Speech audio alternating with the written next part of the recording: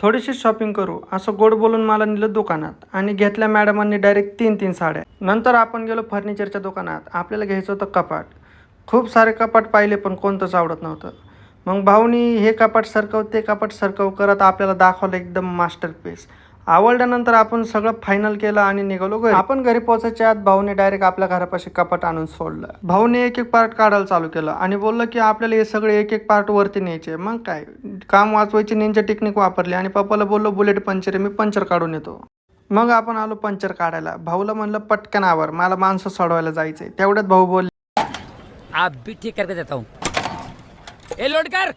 जरा screw driver दे रे. मग भाऊने केलं आपल्या टायरचं ऑपरेशन चालू. बराच वेळ चिरपाट झालं. मी त्याला विचारलं टायर कधीपर्यंत बरं होईल. भाऊ बोलले की डायरेक्ट ट्यूबच बदलायला लागेल. पंचर काढून झालं. भाऊने आपलं टायर केलं फिटिंग आणि आपण निघालो आपल्या पुढच्या कामाला. फुल पाऊस चालू होता पण आपलं नशीब तर तुम्हाला माहितीच आहे एकदम डेंजर. परत एकदा टायर पंचर झालं. साला ये दुख काय खत्म नहीं होता बे. मग आपण आपल्या लहान्या भावाला दुसरी गाडी घेऊन बोलवलं आणि आपण निघालो आपल्या पुढच्या कामाला.